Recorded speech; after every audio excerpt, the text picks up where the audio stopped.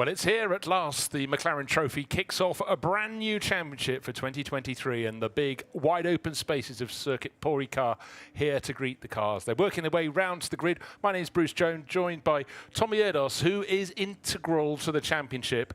Let's talk about what it's all about.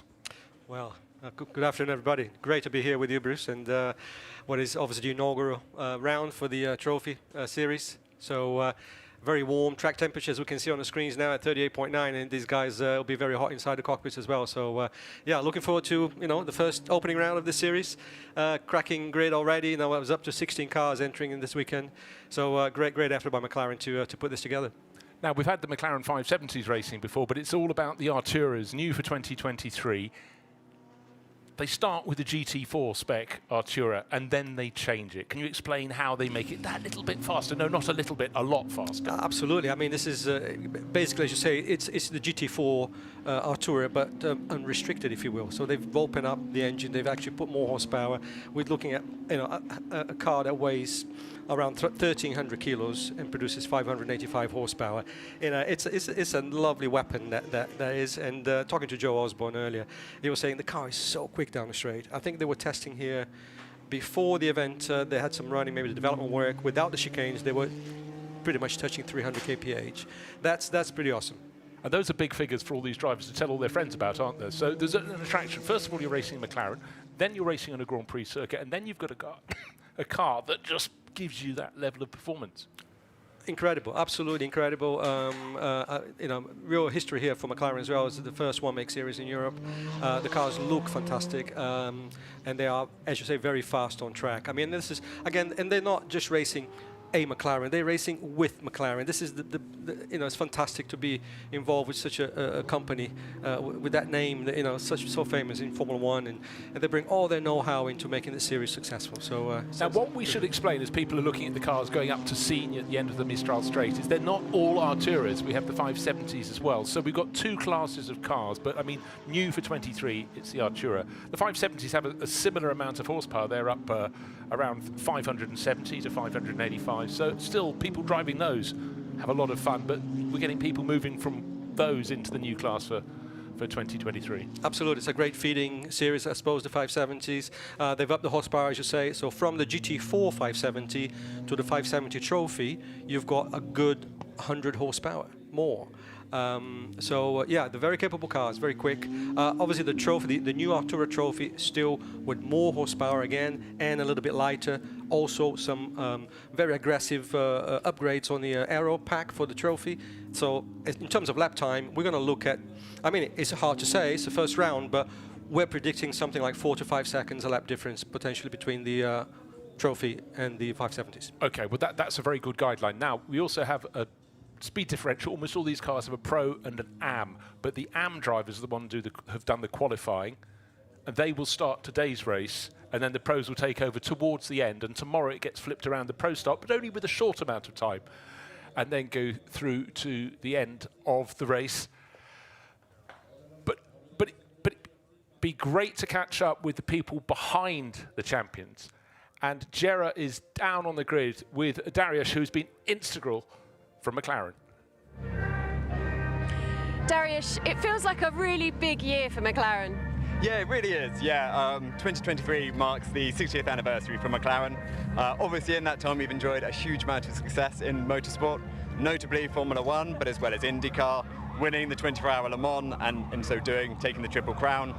More recently, obviously, we're in Formula E, Extreme E, not to mention GT3 and GT4. So to be launching our new one-make championship, McLaren Trophy this year, it's really exciting. Yeah, this feels like a true test for drivers, being the one make and seeing the test of the Pro-Am drivers together. A great mix of names here as well. It really is. It really is. And, our thanks to these drivers. We came out with a brand new race car, brand new championship, and these guys are the pioneers. They are the trailblazers who had the courage to join us on very, day one of our journey. So, full credit to these guys. And of course, the first race here, it's going to be a busy one down into that first turn. It's exciting. I hope not too exciting. I'm sure they'll put on a good show. They will indeed. Thank you very much, Dariusz. It's great to see you. So that was Darius Kasari, a smile on his face. Let's hope he gets all those cars back at the end of the race, because Tommy Erdos, the drivers are drivers, they're racers. They want to race, but they have to be aware they've got 2 races here this weekend.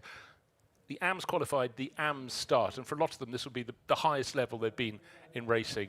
But there is lots of space around the circuit at Paul Ricard. Maybe that's a good thing. Absolutely, this is arguably one of the safest circuits in the world, and you know, but there's a crop of really good drivers on the grid there to support the you know, the bronze drivers. But this is one of the great things about this championship. It focuses on the bronze drivers. Joe, it's great to have you with us. Busy weekend for you because you're racing in the McLaren Championship. You'll be commentating with us later on the GT3 racing. But tell us a little bit about this championship and what we can expect.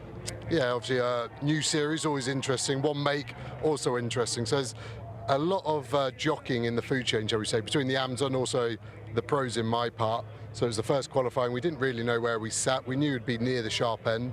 So to be P2 with Jay was good. We're seeing the SMC car super fast. So I think we're going to struggle with them today, if I'm being defeatist and honest straight away. But I think there's quite a lot of quality all the way down the grid. So I think if we get a podium from the first race, that's a cool feat, I think. That's the objective, of course, I imagine. Yeah, exactly. If you don't get a podium, Jay's already told me not to bother coming back, so no pressure. Well, hopefully we'll see you at the end of the race then, and we'll see you throughout the year. Thanks a lot, Joe. Come with me as we just walk over this way. I can see Ollie Webb, who's of course driven in a number of impressive championships and stunt driving, and also an old friend of mine. Ollie, how are you doing? Yeah, good, thank you. Yeah, it's a sunny day for a race. Sunny day, a little bit of cloud coming in. Any reports of rain? Yeah, well, we had wet testing yesterday, and we've got, I think, a wet forecast for tomorrow. So anyway, today's going to be literally Ian's first dry lap ever in this car, so it's all a bit last minute to us, but the guys did an amazing job, and it's great to see so many McLarens on the grid. And to be the pro driver in this means coaching as well as driving and putting in your performance, right? Yeah, exactly. It's kind of 90% that until the point where we get in. All of a sudden, I think a lot of the pros are going to be learning the cars this afternoon, so it's our job to get a good result for them, but also look after their pride and joy. That's brilliant work. Have a great race. Thanks a lot, Ollie. Nice to see you. Thank you. Nice to see you. So good to hear there from Ollie Webb. And a very good point there, Tommy, is the fact that a lot of the pro drivers haven't had much time in the car, because obviously you want to put all your focus on making sure the person who owns the car or is paying for the car is up to the, you know, close to their potential. Absolutely. Then you have to just rely on all those years of seat time and the feel you get when you get in the car.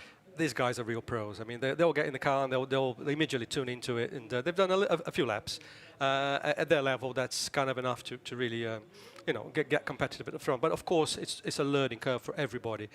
Round one, you know, a lot of wet running as well yesterday. So in terms of dry running, very little for all of them, including the bronze drivers. But I was saying earlier, you know, this is one of the great things about the series, is that it really focuses on the bronze drivers. You look at the time that they have to spend on the car in the race. You know, it is very much about the bronze drivers, and I think it's unique in that sense that it makes it the ultimate Pro-Am series, I think, in Europe. Yeah, so we've got plenty of cars down there on the grid. Number was 16, yeah, 8 rows of cars, and the fastest yesterday, this morning, it happened so fast, is Gonzalo D'Andrades, who really put in a very impressive time, and not just one, he did about 3 or 4 laps that were, you know, right there, and that's what you want, isn't it? You want to have that, not just speed, but consistency as well. Absolutely, I think Gonzalo's, he's actually got quite a bit of experience. He's done a little bit of racing in Spain. He's done really well there. So he's more of a kind of a bronze, kind of half silver, if you will. But you know, he's got a lot of pace, obviously, in him, and that's a strong combination. So that's what Joe Osborne was relating to there. That car is going to be a tough one to beat for sure. Yeah, and just looking down there, I had a great view into Ian Campbell's car. Most phenomenal race delivery on that. Car number 13 is Charlie Hollins, but he's showing with Mohammed Al Khalifa. And Mohammed, again, it's great to see drivers from the Arabian Peninsula coming out to play on a stage outside the Middle East as well. So for them, a lot of it, they've seen these tracks on television. Now, here's Mohammed racing on them. It's great to see people from the UAE and the Middle East coming over. I mean, the scene over there is getting bigger and bigger. I spent some time there doing some coaching and some organizing some of the series there. And more now you see these people coming across. So great to see Khalifa here, backed very ably by Charlie Hollins, who, again, very experienced, very quick guy. He'll be definitely at the sharp end. And it's also looking at the spread of, you know, top racing teams running these cars. You've got your SMC Motorsport, your Optimums, great Greystone GT, Race Lab, Keep Visual, and on we go. So that is, it's good for those teams, but it's also great for the drivers, all that infrastructure coming their way, so they can get in and concentrate on the racing, which is going to be coming quite soon because it's pretty much time for the grid to be cleared. 16 cars will, the drivers are they know what it's like to test these cars, to qualify these cars, all very quick fire, but now they've got to find out what it's like to race them, and then they'll learn who the real enemies are. Absolutely, and the first challenge they'll have is the start. You know, they're having a standing start, which is quite unusual for cars with that power and rear-wheel driven. So immediately, you know, the bronze drivers will have to really deal with that. Let's see how they get on off the line. Well, the green flag is waved at the back of the field. The sky is getting remarkably grey. They should be fine. It's not a long race. As long as we can see the mountains behind us, then all should be good. But this is history about to be made. The McLaren Trophy, race 1 of series number 1, here for its opening round at the Circuit Paul Ricard. 16 cars split between the Artura Trophy cars for the McLaren Trophy and the 570s. A difference of about 100 kilos more and about 15 horsepower less for the 570s. Well, 570 horsepower, 570 is the number on the car as well. So that's something to help us up in the commentary box. But right, all of the cars have got away behind the pace car to go around and come back round to the grid. It's hot, it's humid for these drivers, and even if it wasn't, they'd feel hot and humid in the cars. A lot of pressure on these AM drivers, about some of them to start their first race in a car with anything like this level of horsepower. And here's the grid. So it is Gonzalez de Andres, the Spanish racer, on pole position. Jay Palmer for Optimum Motorsport alongside him, car number 12. Moving on to row number 2, then it's Ian Campbell for Greystone GT and Mohamed Al Khalifa from Kuwait. Going out around the circuit, American racer Thomas Sargent, and car 93 is going to be pedalled by David Waddington. These are all in the Artura Trophy class. And then Keep the Shore from the Netherlands, car of Albert Jochens, alongside his car number 77, and that is Mark Hopton, driver from the UK. Then the first of the 570S trophies car number 11, driven by David Foster. He'll be handing over to Brad Ellis, and David Henry, car number 15, is lined up alongside. Third in the 570S trophy class is car number 24, driven by Rafael Martinez, and another American racer, car number 80, Ron Trenker, will line up alongside him. And then we go down to the 7th to the 8th rows, and DMS Automotive, car number 71, that is Matt Le Breton, alongside for One Motorsport, car number 53, another American racer, Neil Langberg, alongside. Then the final row, it's Team Brit in 15th position overall in the 570S Trophy, as well, 7th in that class. Car number 68, Aaron Morgan, will hand over to Bobby Trandley, race together in British GT, and the final car, Greystone GT, car number 74, and it's South African racer Sean Rendry. So we've got a good spread of drivers, a good spread of nationalities. We've got the AMs in first. They were the ones that defined the qualifying positions. And certainly Gonzalo de Andres, Tommy did a really good, solid job. And he's got the honour of starting the first McLaren Trophy race from pole position. Where else would you want to start? But he's got a lot of people behind him who are going, OK, you might have been quick, and you were quick in qualifying, but can you string it out through anything between 30 and 40 minutes until the pros get given these cars? Yes, I mean, he did a fantastic job, pole position, and had a good margin there for this first event. And there's history being made for him and for McLaren. He is the first pole man for the series. I have a feeling he's going to do a good job at this first stint. He's, again, done a fair bit of racing in Spain. He's, and as you mentioned, it was very consistent in qualifying, so it wasn't just a one-off lap. Good to mention as well some of the 570S at the back. Some really capable drivers driving with those bronze drivers. You know, Ross Kaiser, you know, John Lancaster, you know. Yeah, John Lancaster. Who else? Brad Ellis. Brad Ellis, that's right. I was thinking of Brad. South African Stuart White, he's going to be quick. Absolutely. So you know, there are going to be some quick guys in the 570 grid as well. So this will be a field of cars that will really be given a shake-up, because the AMs will do their very best, and it's a question of how soon they want to come in and hand over to the pros. They might be enjoying it so much they'll stay out until 40 minutes is when their pit window closes. It opens after 30 minutes, it's closed after 40. And the pros will do the remainder, however much they're allowed. Well, back in Brazil, they will say, if you bring the ball, we can play. So obviously, they, you have to, if they say, I want to stay in the car a bit longer, I say, well, of course you can, it's your car. But I'm going to see teams obviously trying to maximize the time of the pro. That's the strategy. I'm sure everybody will try and apply, but I'm sure the owners of the cars can veto that anytime they want. Yeah, don't bring him in now. I'm having a lot of fun. Well, fun will be guaranteed. So we're all set for two classes of cars competing. The Arturas at the front, largely the 570S Trophy cars in behind. They're slightly heavier, marginally less powerful, but what it is, it's a full grid of McLarens. First round ever of the McLaren Trophy. The green flag is waved at the back of the grids. Look at the lights on the gantry.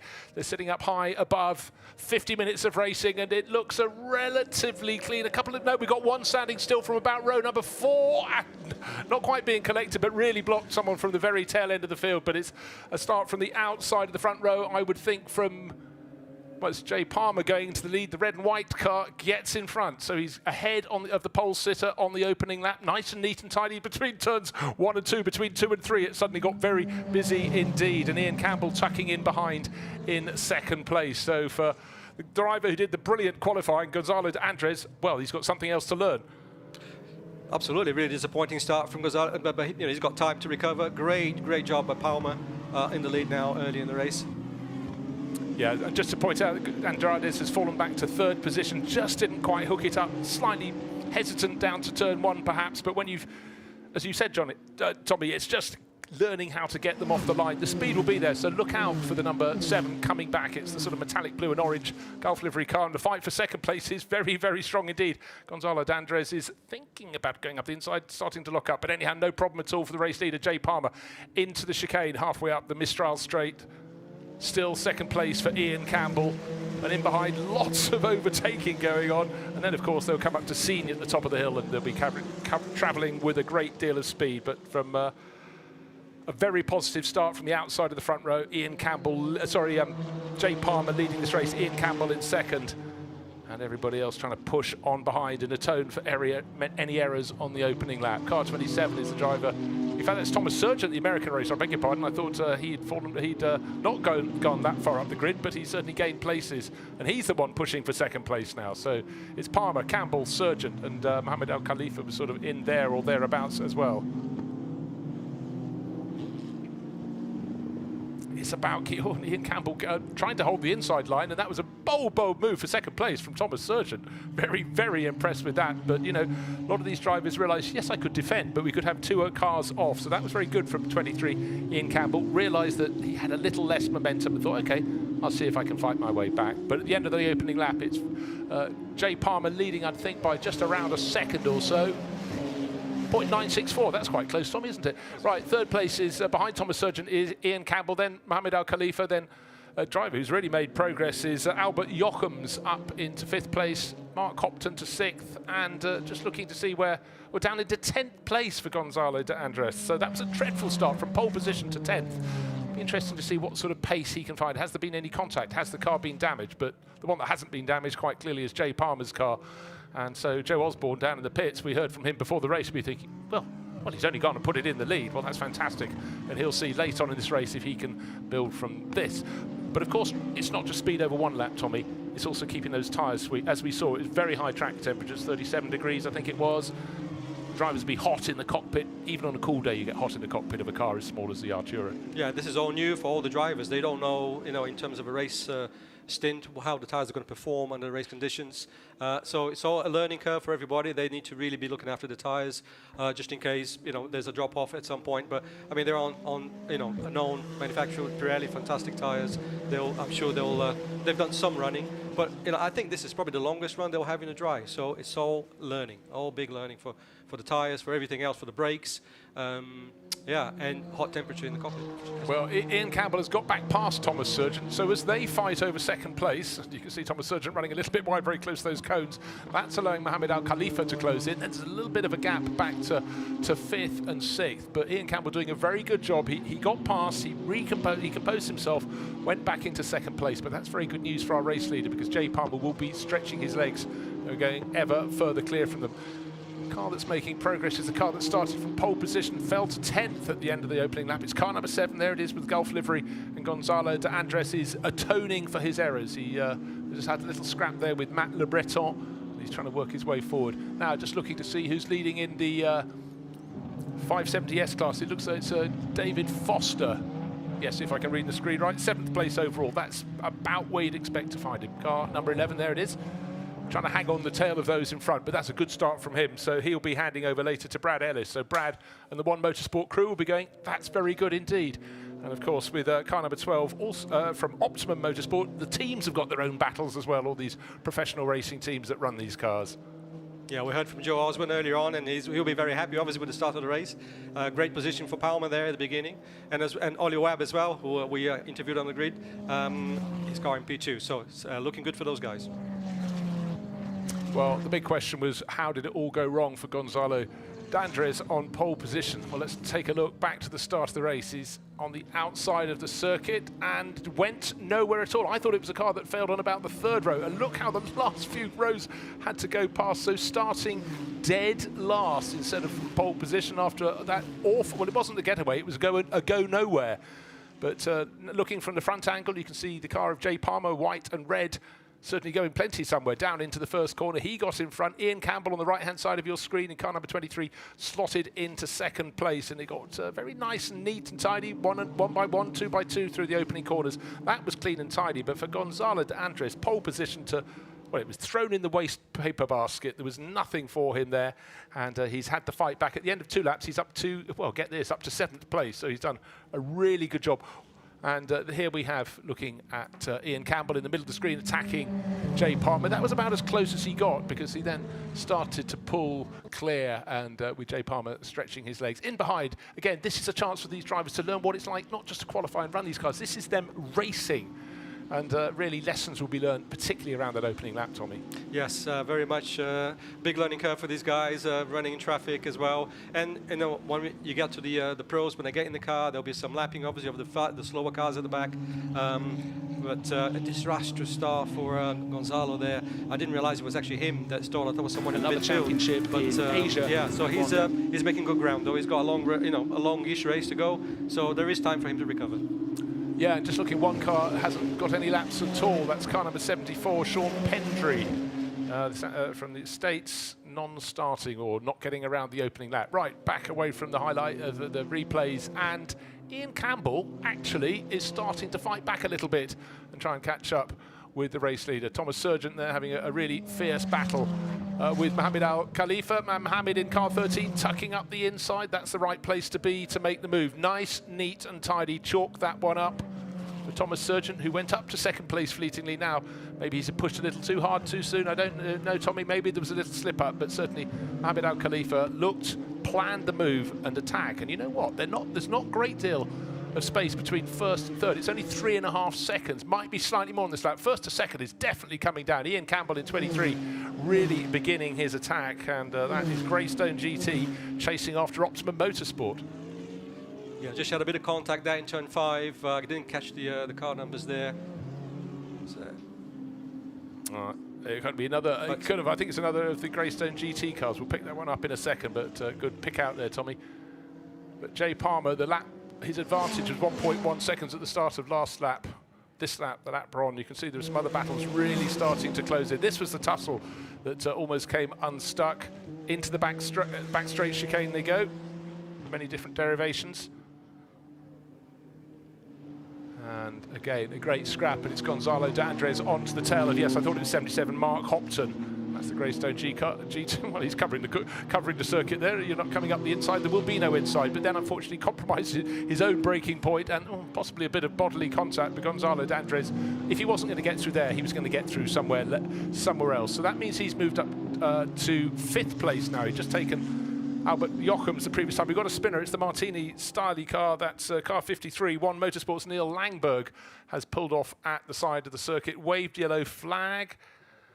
And the car almost out of harm's way, but may yet need to be moved. So that's actually, I think the driver looks like they just simply... That's coming onto the Mistral straight. He should be heading around to the right left-hander and up the straight, but it's sitting facing the wrong way. Yes. So let's... with the skid marks there coming out of the corner, it suggests he may have had a little whoopsie there. But Gonzalo making up good time. You can see he's done the fastest lap of the race, so he's obviously, putting his pace to good work now and trying to recover some of that. time lost at the beginning. A nice super slow-mo, and we're looking at Hobson moving around there, and sorry, 11 and 15 together, I beg your pardon, it's David Foster fighting in class, the 570S class with David Henry. Right, car number 12 still leading the race, but look, number 23 in second place is getting closer, and suddenly Mohammed Khalifa's got his tail up. He's really on a charge. So car number 13 closing in all the time. Charlie Hollings will be quite excited in the pit lane. Stay out, you're doing a great job. In fact, at this rate, he could be leading the race if he can make the move. And oh, well, good news is the Martini liveried car of Neil Langberg. Neil Langberg has got going again. He'll have lost about a lap in all of that, but it does mean that his teammate, his pro driver Ross Kaiser, might get a go in the second part of this race. It's a 50-minute race. The pit window will be opening actually relatively soon, between but another 10 minutes from now.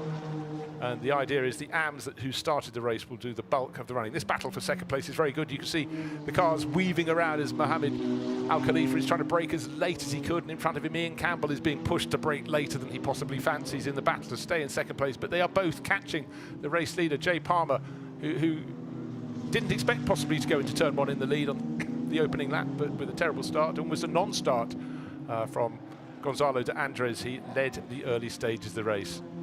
Absolutely, with the obviously the non-start of Gonzalo at the beginning obviously changed the shape of the race there, and Palmer doing a great job, but Khalifa as well, closing up on those guys. But also just a fantastic battle which we're looking at now, which is between 11 and 55. It's the two cars, the two drivers trying to, well, they're contesting the lead in the class, and it's David Foster and Danny Henry. So they'll remember this race, because that's what it's about. You need someone to race with. If someone's constantly 2 seconds up the road, you can't close, it's not much of a race. It's almost like a sprint. But this is what it's all about. It's learning where, how, not just how to make a move, but where not to make a move as well. It's look, listen, learn, but keep on attacking, and that's exactly what David Henry's doing. There may be contact.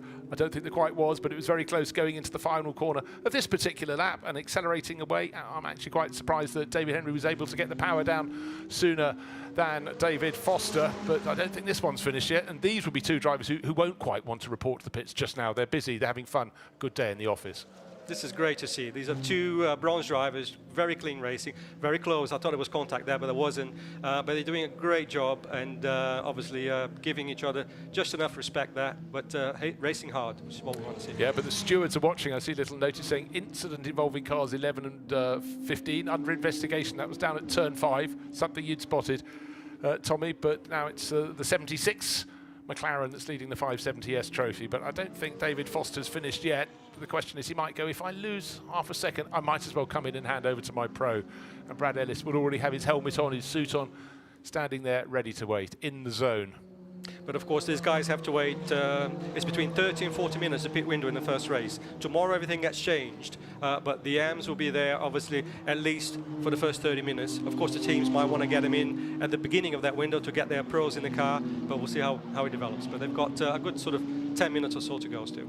Right, first, second, third, all in shot. That's Jay Palmer, Ian Campbell, Mohammed Al Khalifa, and Thomas Surgeon actually not that far away behind him. He's about another 2.5 seconds back. So all said and done, after 5 laps of racing, 5.5 laps, only 4.5 seconds between first and fourth. That's much more competitive than I expected it would be, because you know what? These drivers are getting in the groove. They're all been, however much time they've had in the car before, it's not enough. You know, in a driver's mind, you always want more, and they're really starting to find the form. And I'm a firm believer the difference between qualifying and practicing, but just going racing, particularly when you're early in your career, you just find a bit more when you go racing.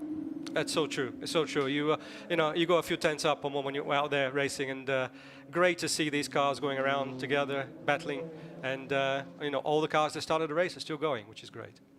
Yeah, no, it really is. So just car 74 for Greystone GT, Sean Pendry, 0 laps on the board, and the one that's running last is Niels Langberg's car, the American racer, who had that moment just going out onto the Mistral straight, but put his car, looped it around. It took about a lap for all things to be found, fired up again and get going, but he will carry on as long as he can, but then he'll hand over to his own teammates, and Niels sharing with Ross Kaiser. Kaiser will want track time as well, because then he can gain the experience of the car in these conditions and get past more knowledge back to the AM driver in that car, Niels Langbird. So track time is king, Tommy, at the moment. It's so true. Yeah, this is what all of these guys need, and to be honest, McLaren needs. I mean, it's a new series, new cars. You know, there may be some teething issues, and you know, time on track is really what everybody needs to learn the cars, make them you know, even more reliable and faster and that kind of thing. So, big learning curve for everybody. Well, it's a brilliant race at the front of the field. Jay Palmer is just resisting everything that's been thrown at him. He was about 2 seconds clear. It came down to about 1.25 seconds. It's gone out to 1.5. Car in second place, Ian Campbell pressing on, and Mohamed Al Khalifa, who's had his challenges, has just fallen back by about half a second in third place. But still, the top 3 cars, at the end of this lap, I would expect to be covered by about 2.5 seconds. That's pretty good for this, the opening race of the McLaren Trophy. Yes, Palmer, obviously a seasoned racer in British GT. He's racing in the GT3 there, so a guy who's done a fair bit of racing. He's doing a great job. I'm sure Ollie Webb in the pits will be very happy to see the car where it is. It's looking very strong for them at the moment. Still slightly threatening, theatrical thunderclouds in the background. And yesterday when the rain came, it came down very hard and very quickly.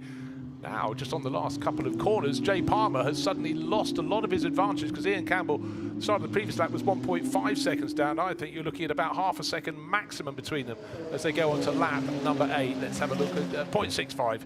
Top 3 cars covered by 1.6 seconds because Mohamed Al Khalifa tucked in behind. And now up to 4th place, having passed Thomas Surgeon, is the driver who started from pole and then got going dead last, just didn't get going off pole position. It was a standing start, it caught him out, and the driver is Gonzalo de Andres, and his lap times are very impressive indeed at the moment. He's about a second faster than some of the drivers ahead of him.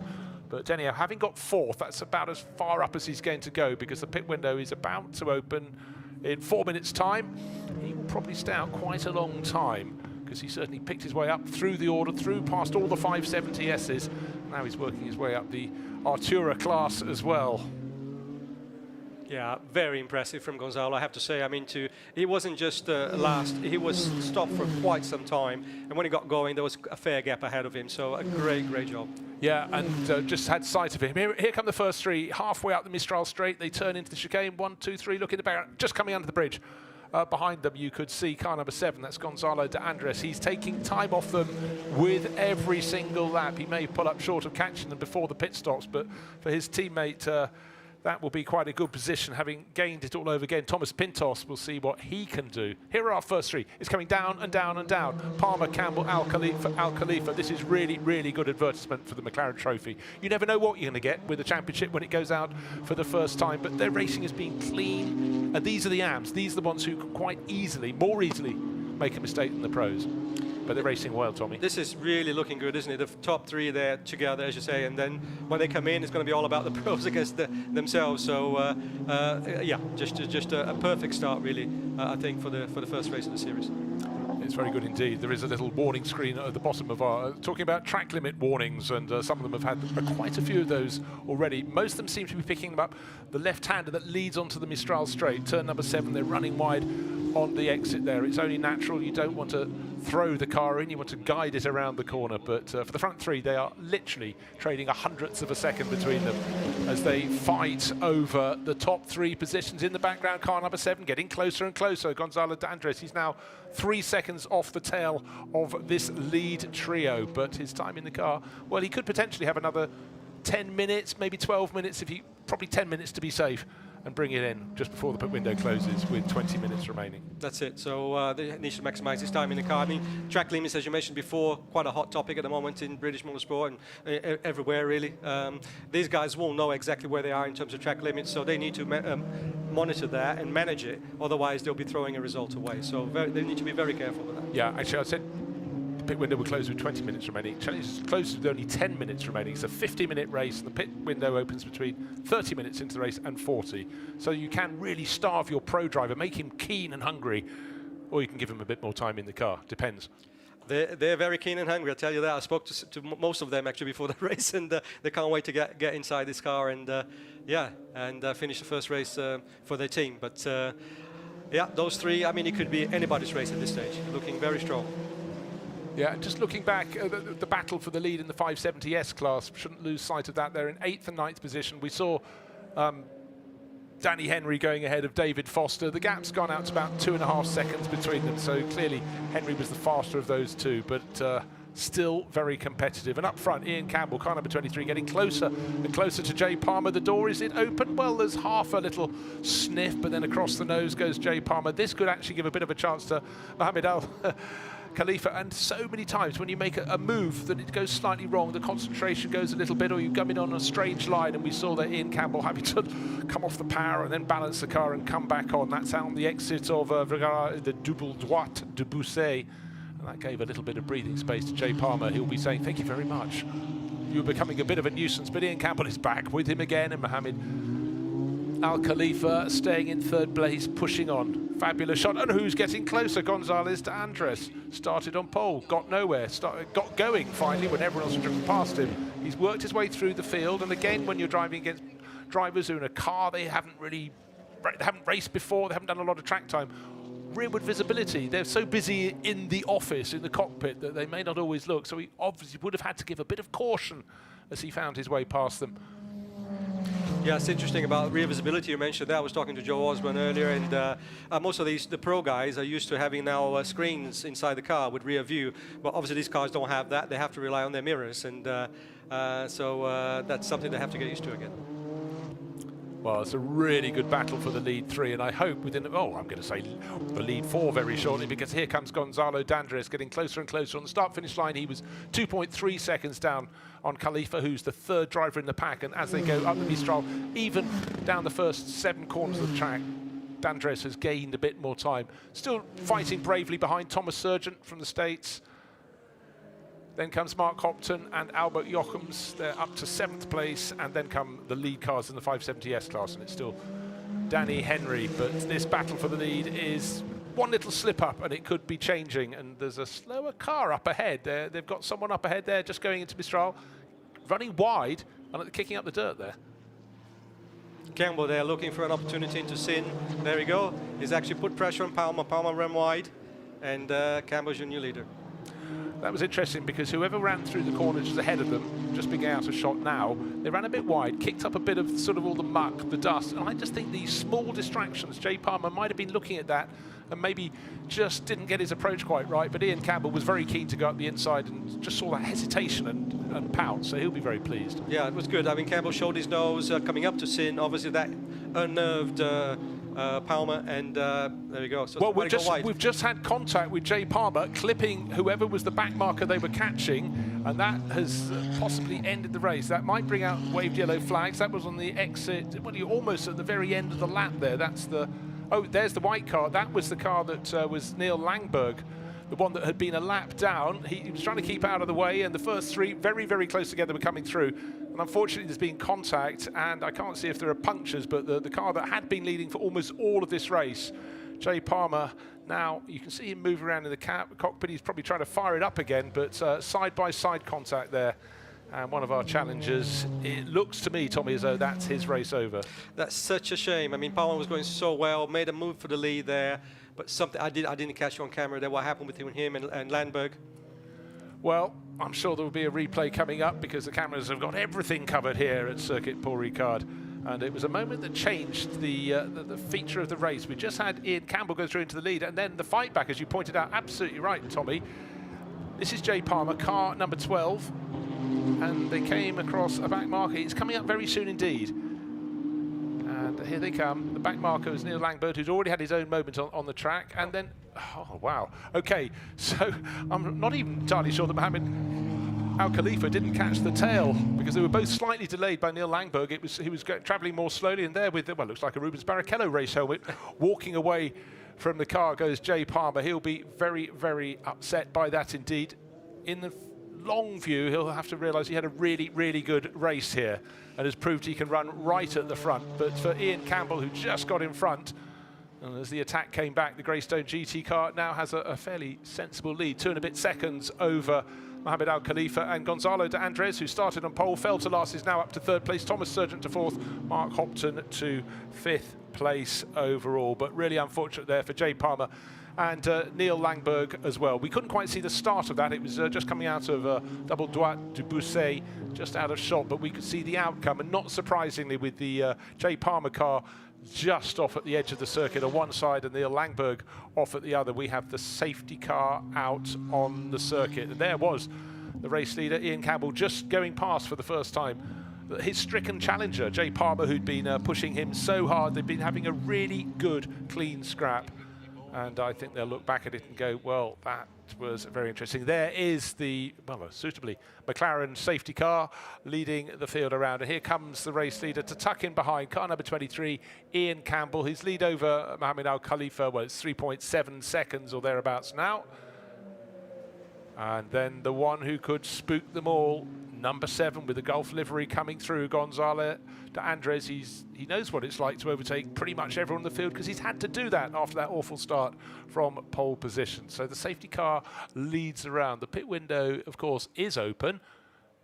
No, in 5 minutes' time. Hopefully this could be cleared up before then. I jumped a little soon there. 30 to 40 minutes into this 50-minute race. So we've got 25 minutes remaining. We're halfway through the race. It seems as though it's gone on for longer because we've had so much good racing to watch. So many incidents, nice clean overtaking manoeuvres. Tommy, you must be really pleased about that. 100%. I mean, most of it has been really good. It's a shame about what happened just now. They brought the safety car out, and yeah, I think yeah, they'll learn from that. I mean, we didn't see enough angles on the camera to see what really happened. But it's great that the safety car is out, because for us, you know, it bunches up the grid, and we're going to have some good racing again for the next 5 minutes at least. I think it's going to be a quick one as well, so I don't think the safety car will be out for very long. Well, the car, you can see contact on the near side flank of the number 53 car, Niels Langberg. That had its own spin, but was then just a lap down, going around, getting up good lap mileage. But obviously, that's been the side that has come into contact. It does appear to have been side-by-side contact with Jay Palmer in the number 12 car, but you can see absolutely tattered tyre carcass coming off Niels Langberg's car. Neil Langberg's car. That will be sorted. The bodywork is, you can't always tell how much the damage is, but it's been a scrape rather than a full-on knock. And of course we've got tomorrow's race as well, so, but hopefully they can go out in the second part of the race. But I suppose in many ways the important thing is the AM drivers started, they've got their first track time, race time, and there'll be a lot to think about. But it was an unfortunate moment, but in the end I think it was going for the outside line of second and third, very close indeed, and Neil Langberg's on the inside, and around the outside of him, out of double Dwight de Bose, and just coming door-to-door contact was Jay Palmer. Had certainly plenty of Mohamed Al Khalifa, very close indeed. It was a strange one. Yeah, that angle, it's difficult sometimes to judge from the camera angles that we see, but almost look as if Palmer just drove to the side of Langberg car. Langberg car seemed to be on the right-hand side, so, but I don't want to pass judgment on that because obviously we need to see a different angle. But just almost looked like a very easily avoidable contact there.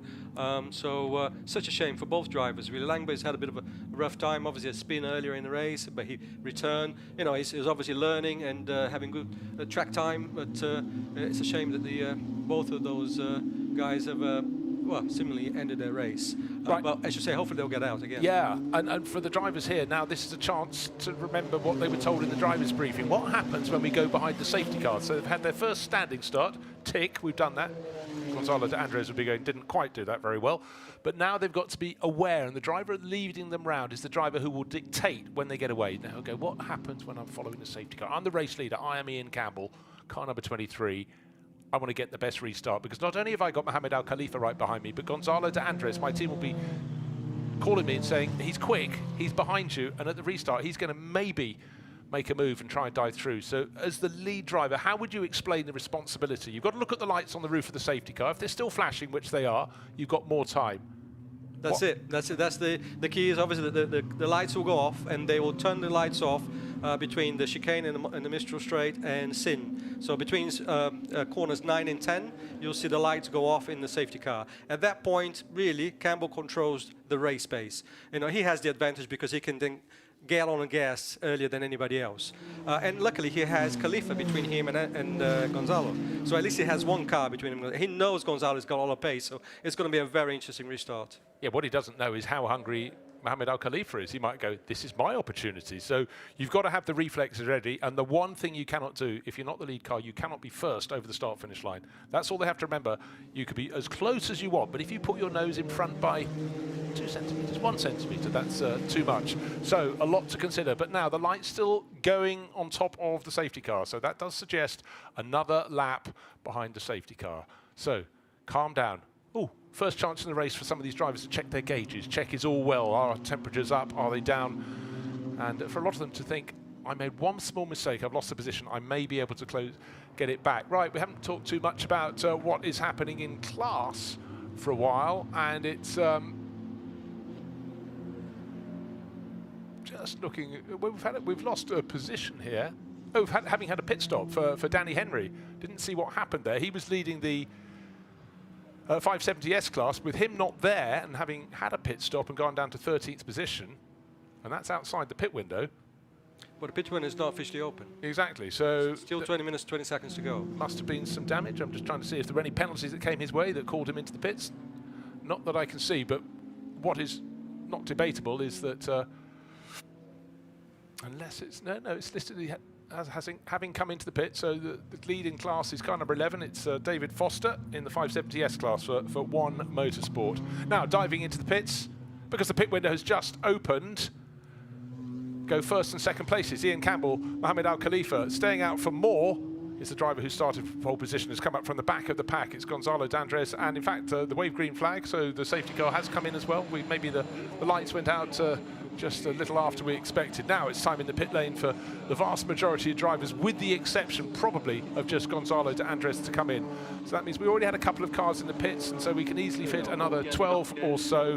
Down the pit lane they come. The car that comes in from the lead, car number 23, Ian Campbell, will hand that over to Ollie Webb. Ollie will, there he is, the tall figure on the right-hand side, moving across. And of course, the driver change is something they have to learn as well. You can try as much as you want, but in the heat of battle, this is where a cool, calm head, and also having a pro driver who knows to check how to, not to make them throw the belts away, keep things tidy in the cockpit so the incoming driver can get in and just have things as they like it. So out comes Ian Campbell, in gets Ollie Webb, and everyone else up and down the pit lane getting very busy. And I'm just trying to see if anybody other than car number 7, Gonzalo D'Andres, stayed out on the circuit. No, he's the only one who's out there. He's going to stretch his advantage when he's out there and go as hard as he can for as long as he can before handing over to Thomas Pintos. This has worked out so well for Gonzalo. He's now got a very clear track ahead of him. He can push on this lap when all of the cars, or most of the cars, are in the pits. It's a very busy pit lane now. So for Gonzalo, it couldn't have worked out better. I'm a little surprised that a few others didn't decide to take the same decision. But then again, the teams learn as well. So out on the track, it's very, very quiet indeed. Now everybody else pulls back out. There's a minimum pit stop time. There was the car that was leading the AM class, the 570S class, car number 11. Now with Brad Ellis on board. That looks so it's had a far faster pit stop, if my eyes don't deceive me, than Ian Campbell to... Oh no, I think it's okay. Out comes Ollie Webb in the 23 that Ian Campbell brought in. Mohamed Al Khalifa's car's lost a little bit of position. Charlie Hollings has taken that over. That's car number 13. So nice and neat and tidy from the 23 crew from Greystone GT, and they got Ollie Webb back out in front. A few of the other cars we haven't seen so much. Just spotted the Akit Vachon car being pushed on very hard indeed. And now, unlike when the drivers start the race, the AM drivers start, they're starting in staggered formation because they're coming out of the pit line astern. Now, what do the drivers think? Dial the cars in. Are they feeling good? But luckily, these aren't the AMs. These are the pros. So they're just so much more receptive, Tommy, to the feel of the car, just the little nuances of a car's behaviour. Of course, you can't beat experience. These guys have done thousands of laps, most of the famous circuits around the world, and they know exactly what they're doing. The limited time they've had on the car, of course, it would be nice to have more time, but they're going to be dialing in very, very quickly.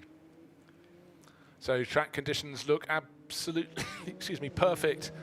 Cars now braking hard for that chicane midway up the Mistral straight, using a little curve, not too much, keep it clean and smooth, and settle down. Car number 11, Brad Ellis, pushing on in that. And again, at this point in the race, you can see the tyre debris on the exit of scene. Drivers traditionally run very wide there, but it does potentially come at a bit of a cost because your tyres don't really like being coated with rubber that's been left by others. And the pro drivers, of course, can manage it a whole lot better.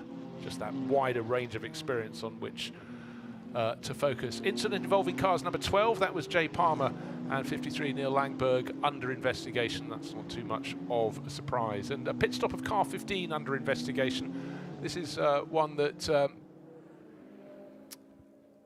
sorry, beg your pardon, car 15, Danny Henry. It came in too early to our eye because it had been leading the 570S class and suddenly wasn't there. We said, hold on, that's before the pit windows opened. It could just be a simple mistake for 76, but certainly that was the only car that stayed out while Gonzalo de Andres stayed on.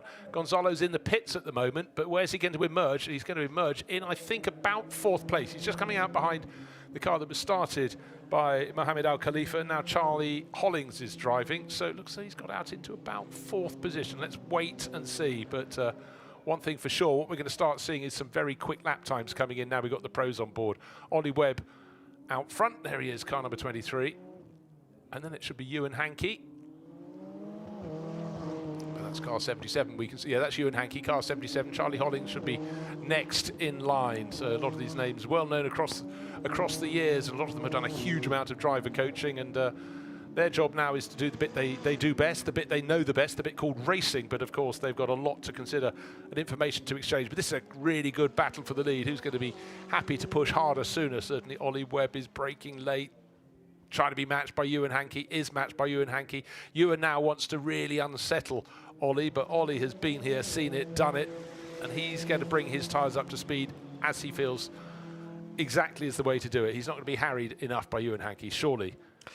Well, Ewan is a very capable driver. He's got to give him a hard time, make no mistake, and this is going to be a really, really interesting battle. Of course, the pros now are beginning to learn what these cars are like after the bronze drivers have driven them. So what are the brakes like? You know, do I have any brakes left, or will they last the whole race?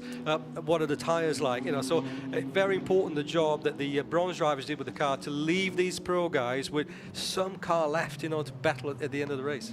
Yes, and I guess it's also a question when they're reporting to the team how things are. Fine isn't really an answer. How are the brakes? Fine. That's not really the answer they look for. So all these things that to you as a racer, Tommy, are completely natural, but to a lot of these people coming in, the AM drivers, they may have several seasons of experience, but every time they go up a category, clearer explanation is required, isn't it? It's so true. I mean, but this is again why the series is looking so good, because the caliber of the drivers, the pro drivers that are involved with this series, is such that they are able to then educate these guys and you know, so they learn the right way of going racing. And all of this information that needs to be provided is provided to them. So this is a great battle now coming to turn 2. Well, it's a fantastic scrap, but it's not for the lead because Danny Henry is leading the race. But he was the one whose pit stop was under investigation for coming in too soon. He's in a 570S class. He shouldn't be matching these people, but by having done that pit stop out of the pit window, of course he did it before the safety car was out. So while the others were being slowed down, he's in the lead of the race by 8 seconds. We'll keep an eye on that. But the effective lead, I'd like to say, because I think a penalty is going to come the way of Danny Henry. Ollie Webb really getting the tail out at the front end of the car, just didn't want to turn in at all onto the Mistral straight. Ewan Hankey is looking supremely confident and carrying far more speed through turn 7. He's tucked in behind, but he would be wishing there was no chicane on the straight. He'd want to use the slipstream all the way up to Scene and through and make a move into Dubose, but Ollie Webb is wise. Yeah, in some respects, what a shame that we're not going all the way to Scene without the chicane. It would have been great to see that. But yeah, you can see that again, Ollie with the tail out, he's trying very hard. And they're both on track limits coming out of turn 7 just now. So they really need to watch for that because, you know, they will get two goals at the track limits, they'll get a warning. So they need to tighten up on that. Yeah, certainly quite a few drivers still being worn black and white flag for one of them. Boy, Ollie Webb is living dangerously. Ewan Hankey, he's got the scent in his nose and he's going to make the move up the inside, leaving Ollie Webb the only choice to go around the outside. The outside eventually unwinds on him at Dubose. So there is a change for the effective lead, but they're still chasing after Danny Henry. Car number 15 should be just going out of shot, is just out of our shot, but still waiting for any notification of penalties. For Danny Henry. By making his pit stop before the pit window was open, he should pick up a penalty. He's also gained time advantage because the others had to run around behind the safety car. That is how a 570 is leading this race. The clock is counting down. 11 3/4 minutes remain in this race. There is a 76 McLaren in the lead of the race, the orange-white car. Here it is, cresting the rise and dropping down to turn 1, but the others are closing in. They gained 6 seconds on him last time around, and there may well still, I'm sorry, Danny, to mention this, be a penalty coming your way for the pit stop outside the pit stop window. Ewan Hankey pressing so hard, and somewhere as he went over the bounce at turn 2, he flicked on the windscreen wipers, just distract him a little bit. Back to terra firma, he switched those off. Now he's got to, he wants to plot his move to get past Danny Henry. He wants to do it as soon as possible. As he gets bottled up, this is a chance for Ollie Webb to close in. Is that door open enough for him to come through? Have I been seen? Yes, I have. There's always that moment of caution. Does a driver who I haven't raced against before know exactly what he's seeing in his mirrors? But certainly Ollie Webb has suddenly fallen back a whole lot. We've lost Ollie Webb. Ollie Webb was second across the start-finish line, and he's gone missing from our shot. Did he have a problem down at turn 2? Difficult to see with the camera. I thought I saw Ollie's car just there, but it certainly lost a lot of ground there for whatever reason. Yeah, Ewan Hankey was in front of him by 3/4 of a second starting the lap. Ewan then overtook Danny Henry for the lead, but I think Charlie Hollings has probably moved up into 3rd place from 14th, car number 13 that is. Mohamed Al Khalifa drove that in the first part of the race. There it is, running very well indeed. So the big question is, what's happened to Ollie Webb? 570 S-Class still being led by Danny Henry. Visit previous comments of the concern about the pit stop. But second place in class is Brad Ellis, car number 11. Car 27 being pushed on very hard indeed. That's Thomas Surgeon's car, handed over by the Race Lab crew to Michael O'Brien. Of course, he's done a huge amount of work with McLaren over the years. In fact, you look down the list of drivers in the pro class, and they almost all have. And there is Ollie Webb's car. It's off at the start of the Mistral Straight, pretty much where we saw the car 53, Neil Langberg's car, earlier in the race. And I think that's Ollie being very clever, pro driver, working out his problem with the car, tucking it immediately out of any point of danger. So drivers with experience also know where the gaps are in the barriers. And so don't know what occurred there, but he had just been passed for the lead, but was very much with a shot of outright victory with, at the time, 12 minutes to go. That means everyone else moves up a position. That means Thomas Pintos, car number 7, goes up into 3rd place. Charlie Hollings into 2nd. Ewan Hankey leading the race outright. And just looking now, Danny Henry has now fallen. He's still leading the 570 S-Class, but he will fall down the order. Charles Volsman will be the next driver to catch him. Michael O'Brien is setting some very quick sector times, car number 27, so he's going to try and push that back up the order to put a smile on Thomas Surgeon's face. But certainly Ewan Hankey is doing the business at the moment. Mark Hopton will be very, very pleased indeed, as the car 77 from Greystone GT looks as though with, what, 8.5 minutes remaining, it's not just in front, but it's pulling away from Charlie Hollings. There's going to be a lot of pride in becoming the first driver to win a race around in the McLaren Trophy, the all-new McLaren Trophy, for these great-looking Arturas. 585 horsepower to play with, some pretty effective, quite aggressive aerodynamics on the car as well. These are proper racing cars for people who just want to step up and feel what it's like to have this power. McLaren obviously giving them the platform for that. It's a recipe for success, isn't it, when you have nearly 600 horsepower on a car that weighs 1,300 kilos. I mean, they're pretty rapid, so I think, yeah, it puts a smile on your face when you're driving, I'm sure. I think so too. They look beautifully nimble. You know, a lot of cars have great downforce and good power, but they don't look as though they can turn as nimbly as these cars.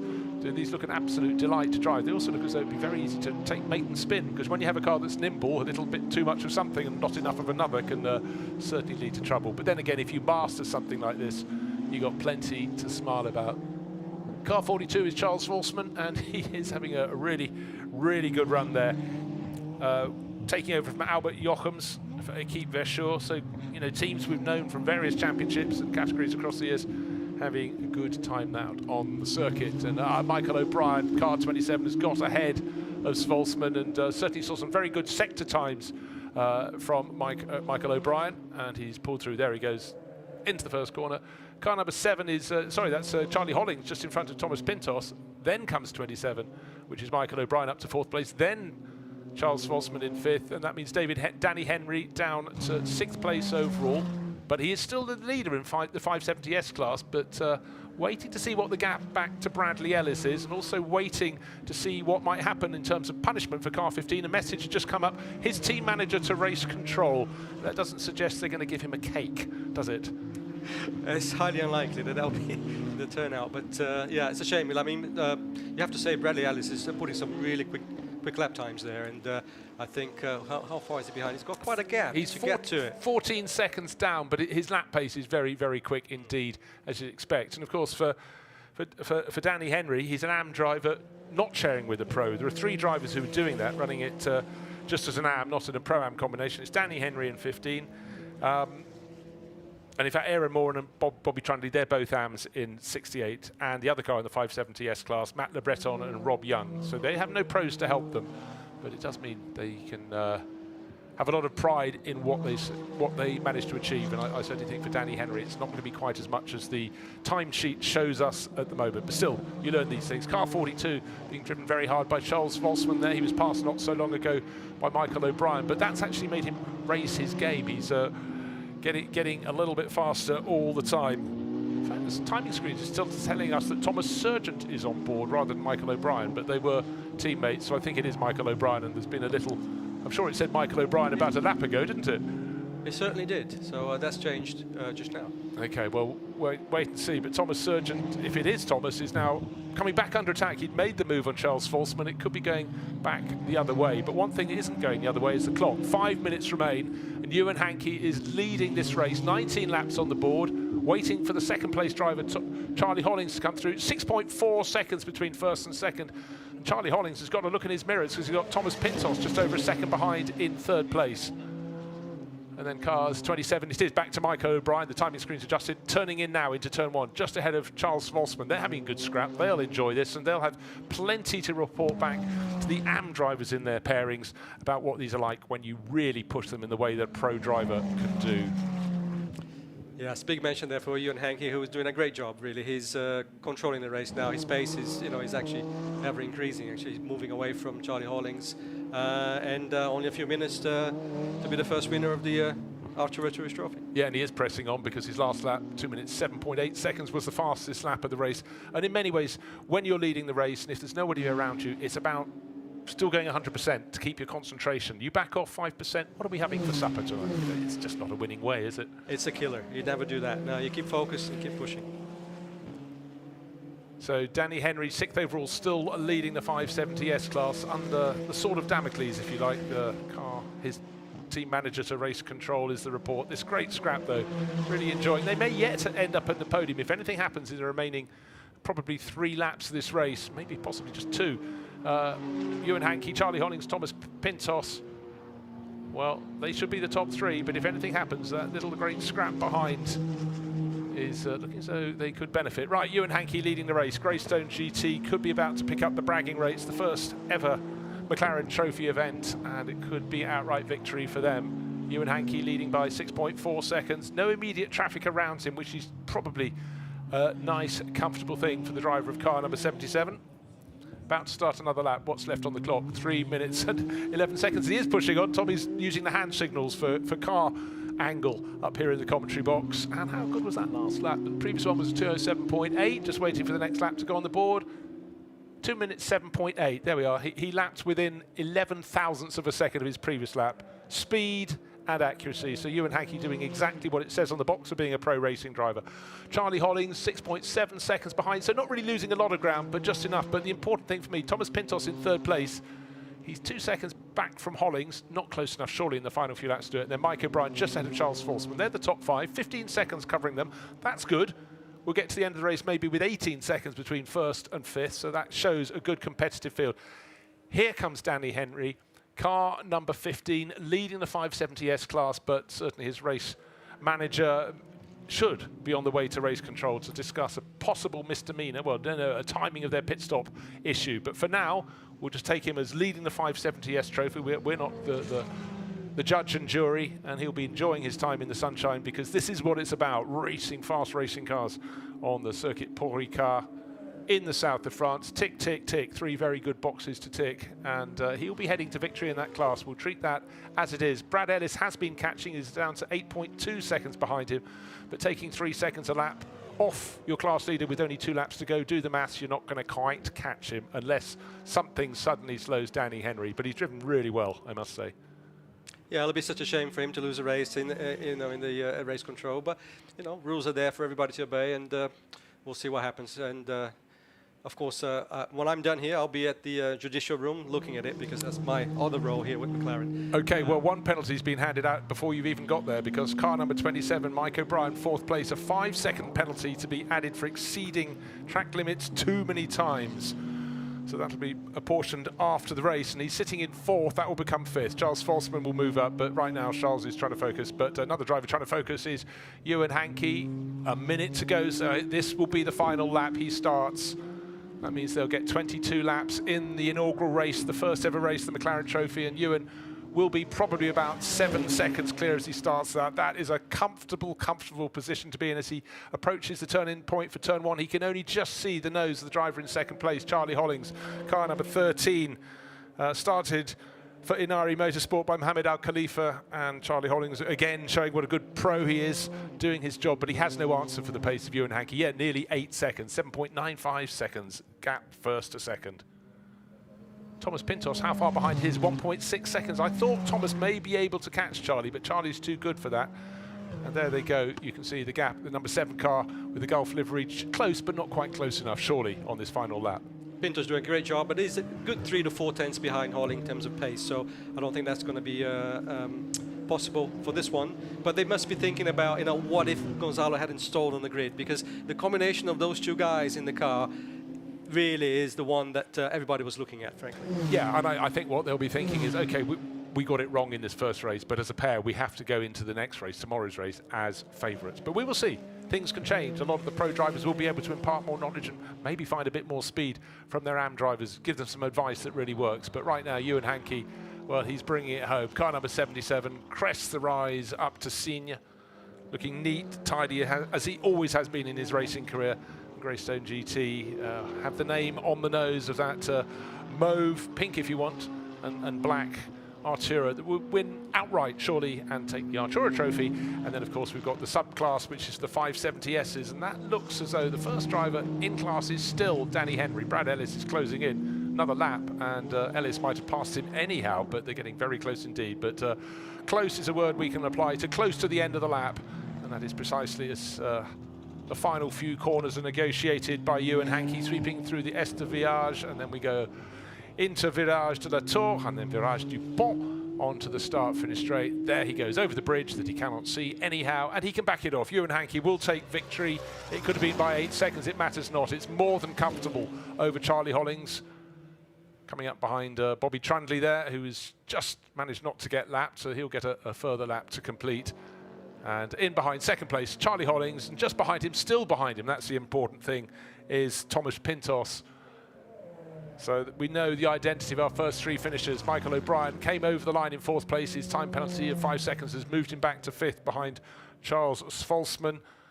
Those are our top 5 finishers. 21 seconds first back to 5th, but that did include, it should have been 16, because we were talking about the time penalty being added to the driver of car number 27, which is Michael O'Brien.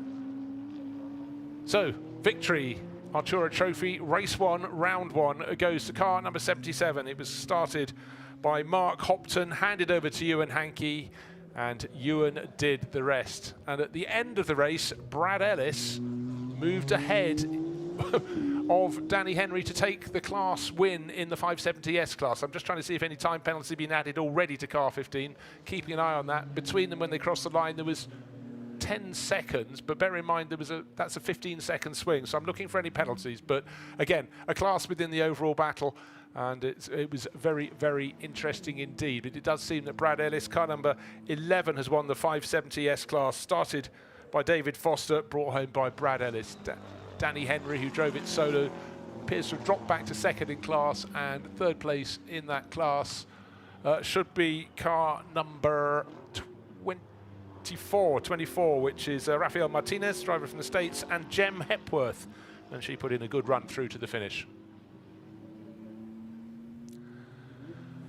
So the big question is what happened on the final lap. Car 76, we're looking for leading. It's the 570S class, and it's drifting in incredibly slowly. There it is with the race winner. It's almost like he's been told the race was a lap shorter than it was because, well, the engine's still going, the car's still going, but that is the car that was sitting in the lead of the 570S class, and while going in slowly, clearly, Brad Ellis thought, thank you very much, I'll go past. So he'd have been going, what's happening? One thing we can tell you without doubt is that Ewan Hankey has won the first ever race of the first ever round of the McLaren Trophy. So he'll come into the position beneath the podium here with a big smile on his face. So let's take a look at the official results as they stand provisionally at the end of the race. Mark Hopton and Ewan Hankey leading the race and winning the race by 9.3 seconds over Mohamed Al Khalifa and Charlie Hollings. Gonzalo de Andres and Thomas Pintos will be cursing de Andres' non-getaway that dropped him from pole to last. They came home still a very impressive third overall. And Albert Jochems and Charles Volsman, all Dutch lineup, taking fourth place because a time penalty of 5 seconds moved Thomas Surgeon and Michael O'Brien back to fifth. David Foster and Brad Ellis, the winners of the 570S class, in sixth place overall. Then Danny Henry takes 7 and second in class. Then come David Waddington and Adam Wilcox in their Artura, and then completing the 570S podium positions, the first three with Rafael Martinez and Jem Hepworth, who were just on the tail of Waddington and Wilcox at the end of the race. Rounding out the top 10, the American Ron Trenker and John Lancaster. So a lot was experienced there. 3 cars didn't get through to the finish. Well, that's the results. And let's head down to hear from the race winners, who are joined by Ben Constanduris. Our race winners for the first ever McLaren Artura Trophy. Mark, congratulations. Yes, thank you. The first stint, a lot of pressure on you in a big battle there. Yeah, we had a lot of issues in quali, so didn't really get the position that I think we deserved. So I just had to try and get a good start, hang on, make up a few places, which I did. The safety car coming out helped me a bit, just to get a bit of space, and then handed over to this guy who had a great drive, absolutely brilliant drive. Brilliant team effort from the guys in the pits as well. They're just amazing, absolutely amazing. Ewan, from the very moment you got in the car, from the very first turn, it looked like you really had the bit between the teeth. The body language of the car was you wanted to win that race. Yeah, I was kind of very happy with the safety car and the situation. The boys did amazing with the pit stop, got me out right behind Ollie, which I was surprised about. And then I just put a bit of pressure on him, forced him into a mistake. I don't know what happened to him afterwards. I think he had a puncture, but yeah, super happy from then on. Congratulations. Thank you, mate. Cheers, guys. So there were the top 2, very happy indeed. And for Mark Hopton there, he's just analysing what went on in that race. And so much to learn when you're running in an event like this. The first time, how would the cars perform across the course of the race? More importantly, how would the drivers perform? And Tommy, I think we can honestly say it was a very good start. It's been a fantastic first event for McLaren for the new series. I think the guys at McLaren back in the paddock there, they should be very proud. We had pretty much all cars finish, okay, a couple of cars at contact, but really great reliability and great racing. Some of the battles against the bronze drivers were great. They're very clean. There was a little bit of contact, but we'll have a look at that, and I'm sure they'll learn from that as well. But awesome to have these drivers like Hankey and Ollie Webb and Joe Osborne. So and they'll learn from that. It was a brilliant start for the McLaren Trophy. So the podium ceremony ahead. And a lot of drivers will be very, very happy indeed after that. There is something about just getting that first one under your belt, isn't it? Yeah, we can do this now. Now we can see what we need to do. But let's go down for an interview with the winners of the 570S class. It's car number 11, David Foster and Brad Ellis. Bradley, class winner on the very final lap. What happened? Well, it was all easy. I mean, the other car just slowed down. We were catching it. Well, the last lap it looked like he had a bit of an issue and just made it easy, really. So, very nice. Yeah, no, it was quite easy. I mean, David had a mega first stint, did what he needed to do. I think we lost out a little bit of a gap to the other car during the pit stop, but then, it all came together at the end. Well, thank you very much, Brad Ellis. And the highlights, the race, it's not something that Gonzalo D'Andres would like to see. He started on pole position and went precisely nowhere, and that went into the lead, went Jay Palmer, car number 12, slotting around, and out a nice wide line into turn 1. He was chased in the early stage of the race by Ian Campbell. In fact, it was a really good battle with Campbell getting the better as the field went on, but notably it was a clean opening stint in the race, and that's exactly what the organisers wanted. It's very, very tight, but it's good through the chicane on the Mistral straight, and a really good opening stint from Mohamed Al Khalifa as well, getting in the thick of the action. And then just one little moment went slightly wrong for Jay Palmer towards the end of that opening stint, ran a little bit wide, recovered into second place behind Ian Campbell, and then not long after that things went a little bit wrong, but here and now it was all about 23 leading the race. And there was the moment that it went wrong for Jay Palmer right at the end of his stint, just coming to rub against the side of Neil Langberg and going out of the race.